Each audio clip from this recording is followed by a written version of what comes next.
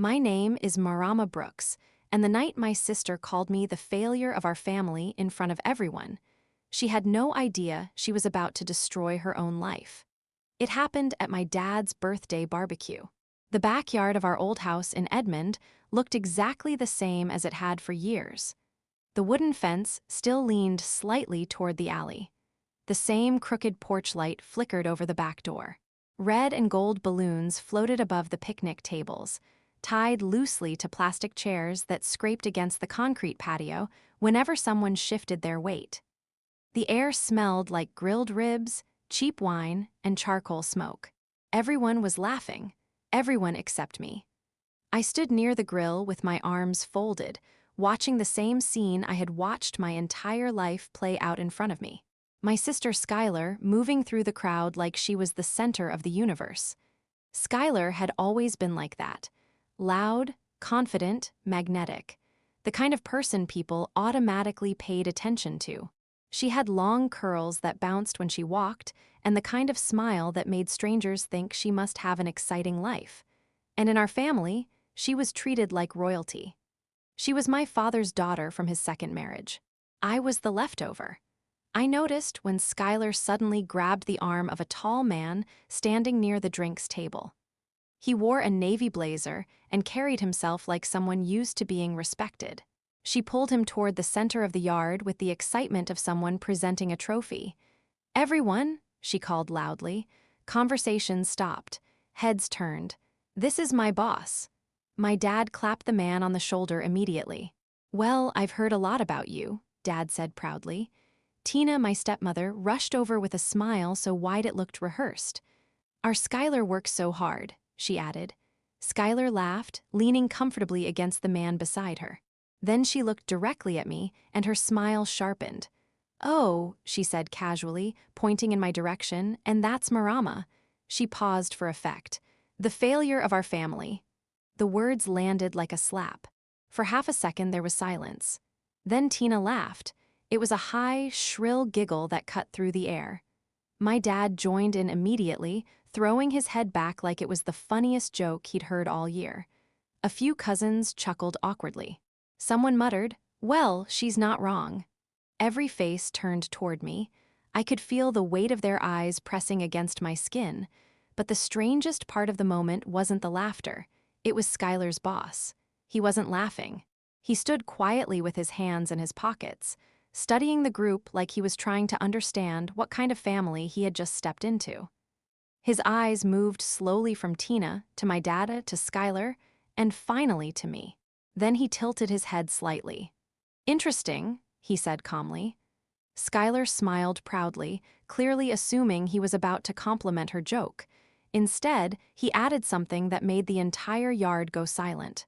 "Because you're fired." Skylar's smile vanished instantly. The laughter died in everyone's throats. For a moment, no one moved. No one spoke. The only sound was the quiet hiss of grease dripping onto the grill. Skylar blinked, confused. "What?" she said, but her boss had already stepped back, looking mildly uncomfortable. "I think there's been a misunderstanding," he said carefully. Then he turned and walked away toward the gate. Skylar stood frozen in the middle of the yard, her confidence suddenly gone. The party slowly resumed around her, but something had shifted in the air. Something uneasy. No one really understood what had just happened, but I did, because I recognized that look in his eyes. The look of someone who had just realized something wasn't right. And what no one in that backyard knew was that something had been wrong for a very long time. The truth started revealing itself 2 days later. I had returned to my father's house in Edmond to pick up some of my mother's belongings. The house felt smaller than I remembered. Maybe it was the silence. Maybe it was the memories. My real mother, Linda, had died when I was 17. Breast cancer. Fast and cruel.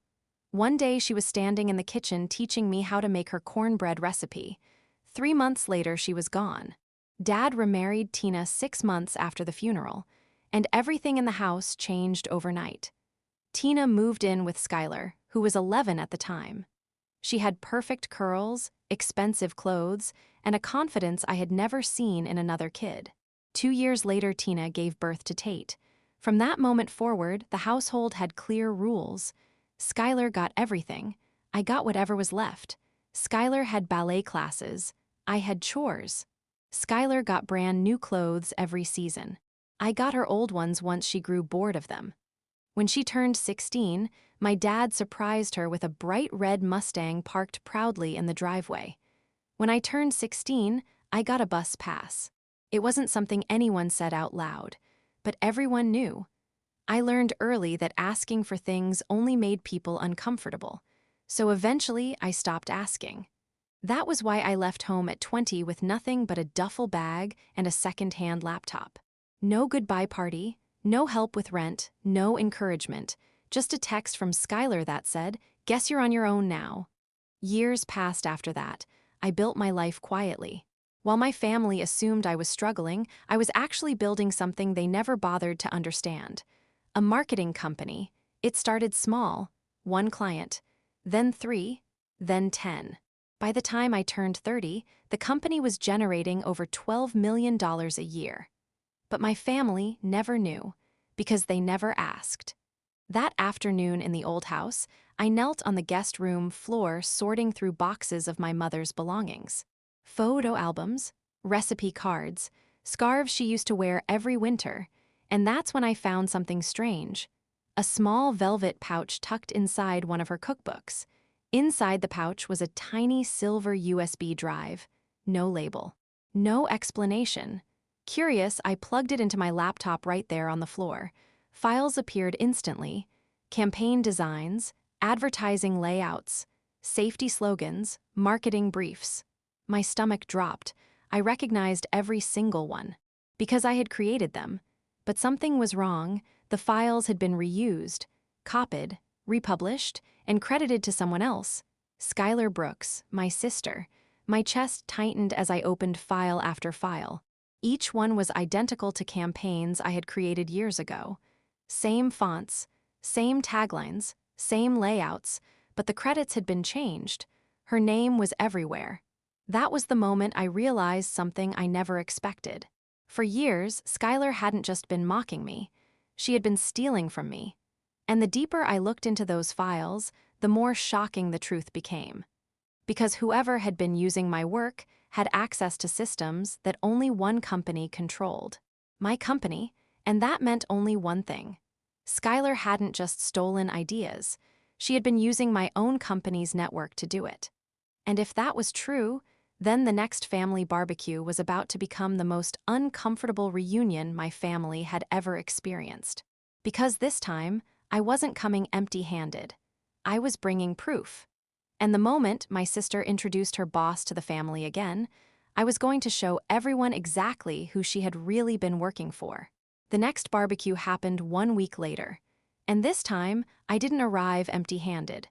The same backyard in Edmond looked almost identical to the last time I had stood there. The same wooden fence. The same crooked porch light. The same patio table covered with plastic plates and cheap decorations. But the mood felt different. Maybe it was just me. Maybe it was the quiet knowledge sitting in the laptop bag hanging from my shoulder. Smoke rolled off the grill while Dad flipped burgers like he always did. Tina moved between tables arranging bowls of potato salad and corn like she was hosting a neighborhood festival instead of a simple family dinner. Skylar was already there, of course, laughing loudly, talking even louder. She had positioned herself right in the center of the yard like she owned the space. When she saw me walk through the gate, she raised an eyebrow. "Well, look who finally showed up," she said. I didn't answer. I simply set my bag down near the picnic table. A few cousins gave awkward waves. Tate looked up from her phone but didn't say anything. Skylar shrugged and turned back to the man standing beside her. The same man from the last barbecue. Beckett Lang, her boss. Or at least, the man she believed was her boss. She grabbed his arm again, practically dragging him toward the center of the group like she was about to present a trophy. "Everyone," she said loudly, clapping her hands for attention. "This is Beckett, the guy who's been helping me crush it at the station." Dad stepped forward immediately. "That's our girl," he said proudly, patting Skylar's shoulder. Tina nodded enthusiastically. She works harder than anyone I know. Skylar soaked in the praise like sunlight. Then she glanced at me again, and that same smug smile crept across her face. "Oh, right," she added casually. "And this is Marama." She gestured toward me like someone pointing out an old piece of furniture. "You know, the family failure." A few people laughed. Tina laughed the loudest. Dad chuckled too, but Beckett didn't laugh. Instead, he looked at me, then at Skylar. Then back at me again, like he was putting something together in his head. I stepped forward calmly and set my laptop on the table. "Actually," I said quietly, "I brought something tonight." Skylar rolled her eyes. "Oh great," she muttered. "Another life lecture?" I ignored her and opened the laptop. The screen lit up. Files appeared instantly. Side-by-side comparisons filled the display. On the left side were my original campaign designs. On the right side were the exact same campaigns that had aired on Channel 9 under Skylar's name. Same colors, same taglines, same layouts. Even the timestamps were visible. The yard grew quiet. Conversations stopped. Someone set their drink down slowly. Dad leaned closer to the screen. "What's this supposed to be?" he asked. "5 years of stolen work," I replied. Skylar's smile disappeared. "Turn that off," she snapped immediately. "Those files are private." Before she could reach the laptop, Beckett stepped forward. "No," he said calmly, "they're not." Skylar froze. Beckett leaned over the screen, scrolling slowly through the evidence. His expression hardened with every click. "These were uploaded using your login," he said. Skylar's voice suddenly sounded shaky. That's not what it looks like." Beckett straightened and looked around the yard. "I think everyone deserves some clarification." Then he turned to my father. "You see," he said calmly, "I don't actually run Channel 9. Dad frowned. "You don't?" Beckett shook his head. "I manage the Oklahoma branch of Brookline Energy Creative." Tina blinked. "Brookline what?" Dad looked confused. "Never heard of it." Beckett turned toward me. "Marama owns the company." The silence that followed was absolute. Tate dropped her phone. The screen cracked against the patio stones. Dad stared at me like he was seeing a stranger. "You built a company?" he asked slowly. I nodded once. Beckett continued calmly. "And Channel 9 operates under Brookline's corporate umbrella." Skylar's face turned pale. "Wait," she whispered. Beckett looked directly at her. "That means," he continued, "you've been stealing intellectual property from your own employer."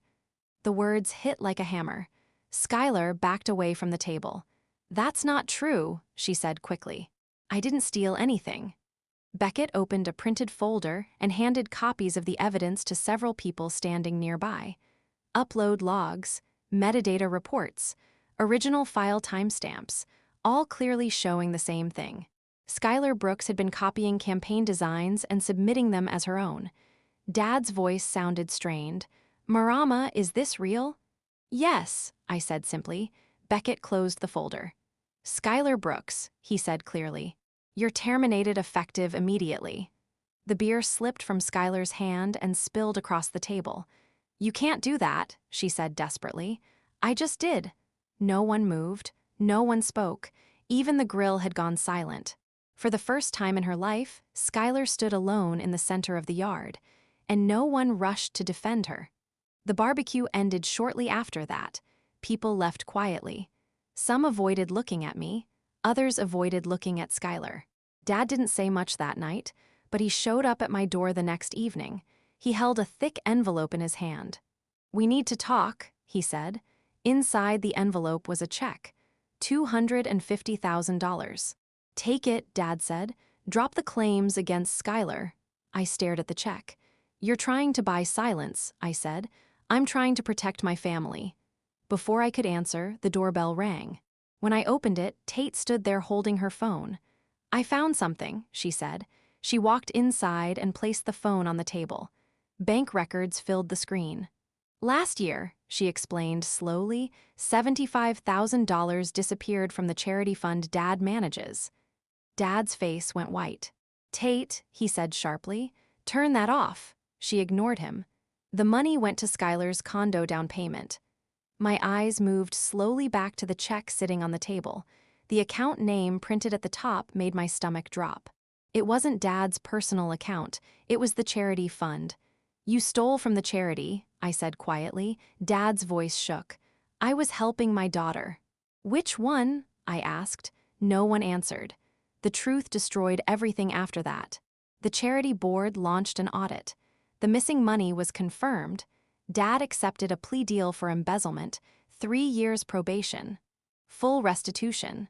Skylar's career vanished overnight. No station would hire her again. Intellectual property theft followed her name everywhere.